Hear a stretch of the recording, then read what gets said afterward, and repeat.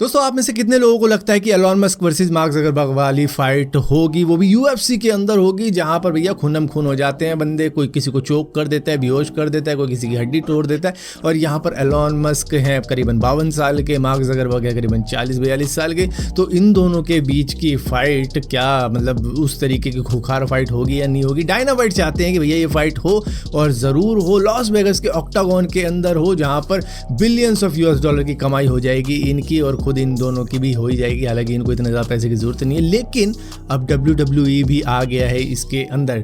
WWE चाहता है कि ये आ जाए WWE की रिंग में, वहां पर फाइट करे। अब देखो वहां की फाइट तो स्क्रिप्टेड होती है, हम सभी को मालूम है, लेकिन कुछ भी कहो WWE देखने में मजा आता है। हालांकि अब उतना ज़्यादा नहीं आता क्योंकि उतने ज़्यादा सुपरस्टार नहीं है और WWE भी डिसलाइनिंग की तरफ जा रहा है। तो उनको भी चाहिए कि भैया कुछ पॉपुलैरिटी हो जाए, 2 बिलियनियर्स को लड़वाएंगे अपनी रिंग के अंदर तो काफ़ी ज़्यादा पैसा मिल जाएगा। इन्होंने डोनाल्ड ट्रंप तक को अपनी रिंग के अंदर बुला रखा है मिस्टर मैकमैन को गंजा करवाने के लिए, तो उस तरीके की भी चीज़ें इन्होंने करवा रखी है। इन्होंने स्नूप डॉग को भी बुला रखा है, मतलब कई सारे पॉपुलर सेलिब्रिटीज़ को इन्होंने बुला रखा है। और जब बिलियनियर्स की फाइट होगी तो भैया उससे तो इनका काफ़ी ज़्यादा फायदा हो जाएगा, क्योंकि अब गिन चुन के इनके पास में शायद 2-3 ही सुपरस्टार रह चुके हैं जो कि काफ़ी ज़्यादा मतलब हाइप बनाए बैठे हैं अभी भी WWE की। अगर मतलब उनको निकाल दिया जाए तो शायद WWE कोई देखे भी ना। एक तो है रोमन रेंज और एक है ब्रॉक लेसनर, तो इन दो के ऊपर ही टिका हुआ है पूरा WWE, बाकी तो खैर ऐसे ही है।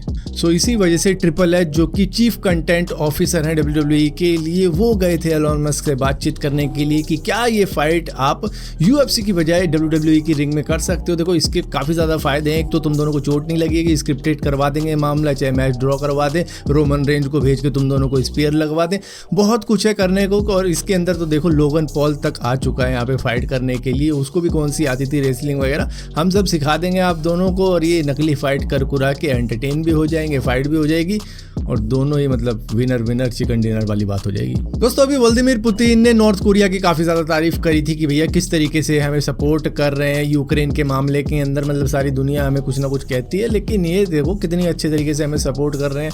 और ऊपर से अगर इनसे मदद मांगी जाए तो एक आध मिसाइल टेस्ट करने के लिए यूक्रेन पे भी छोड़ दें और इनको कोई कुछ कहेगा भी नहीं। ऐसी बातचीत तो चलती रहती है। लेकिन नॉर्थ कोरिया के हैकर ने सीक्रेटली डिजिटल बैकडोर करके खुद रशियन मिसाइल मेकर के सिस्टम पर अटैक कर दिया और किसी को मालूम तक नहीं चला कि ये ऐसा भी कर रहे हैं। अब इनको क्या चाहिए कि इनको चाहिए टेक्नोलॉजी की किस तरीके से नई नई मिसाइलें बनती है, क्योंकि ये तो पुराने ज़माने के मिसाइलें बनाते हैं जो कि काफ़ी ज़्यादा हैवी होती है, काफ़ी ज़्यादा मतलब भारी भरकम लोड लेके इधर से उधर जाएगी तो ही वहाँ पे पहुँचेगी।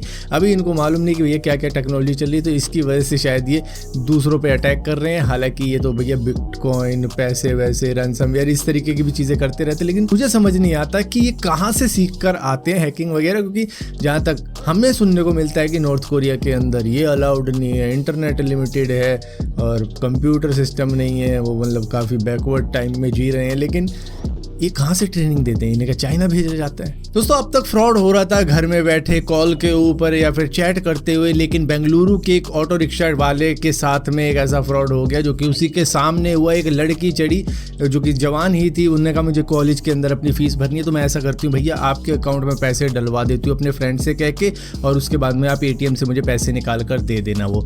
तो ऐसा ही इसने किया। इसने दरअसल एक फेक ट्रांजेक्शन दिखा दी किसी एप्लीकेशन के जरिए कि ये देखो मैंने 23,400 रुपये आपके अकाउंट में डलवा दिया, आप ऐसा करो ATM से निकाल के मुझे पैसे दे दो, क्योंकि मुझे फीस भरनी है, अब मैं डिजिटली तो भर नहीं पाऊंगी, तो मुझे कैश ही चाहिए, तो ऐसा कर दो भैया। तो उन्होंने कहा चलो मैं हेल्प कर देता हूँ भाई, पढ़ाई लिखाई का सवाल है किसी की। तो इसने 23,400 रुपये ATM से निकाल कर दे दिए। पता नहीं इसके अकाउंट में 30 या 35 हज़ार रुपये ही होंगे, तो इसने निकाल कर दे दिए कि भैया मैं हेल्प कर रहा हूँ। लेकिन पता चलता है बाद में कि इसके अकाउंट में पैसे आए ही नहीं थे, उसने कोई फेक एप्लीकेशन की ट्रांजेक्शन दिखा दी थी। तो मतलब गरीबों तक को नहीं छोड़ते ये स्कैमर और फ्रॉड, और लड़कियां भी शामिल है इसमें। तो दोस्तों एप्पल का नेक्स्ट जनरेशन मैकबुक प्रो के अंदर 2 तरीके के चिपसेट मौजूद होंगे। एक होगा M3 Pro जिसके अंदर 12 कोर आपको मिल जाएंगे CPU के और 18 कोर मिल जाएंगे आपको GPU के, तो टोटल हो गए 40 कोर। लेकिन इनका एक होगा M3 Max चिपसेट जिसके अंदर आपको 16 CPU कोर मिलेंगे और 40 GPU कोर मिलेंगे। तो भैया ये नेक्स्ट लेवल अपग्रेड होगी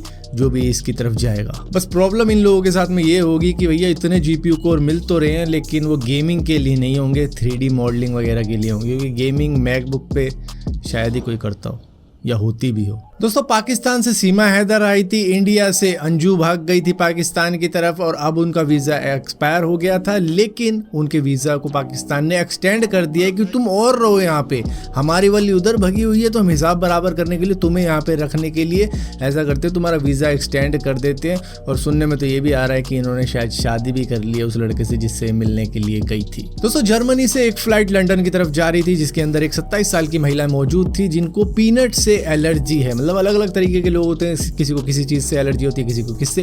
तो ये नहीं चाहती थी इस फ्लाइट के अंदर कोई भी बंदा पीनट खाए, तो उसके लिए इन्होंने सारे के सारे पीनट के पैकेट ही बाय कर लिए और उसके लिए इन्होंने करीबन 15,000 रुपये यानी कि $175 खर्च कर दिए कि किसी को पीनट नहीं खाने दूंगी, कहीं मैं मर ना जाऊं। दोस्तों कई सारे लोग ब्रांडेड चीज़ें ही पहनते हैं कि भैया हर चीज़ हमें ब्रांडेड ही पहननी है, ब्रांडेड चीज़ ना मिली तो मतलब वो पहननी ही नहीं, हम ऐसे नंगे घूम लेंगे लेकिन पहनेंगे ब्रांड की चीज़।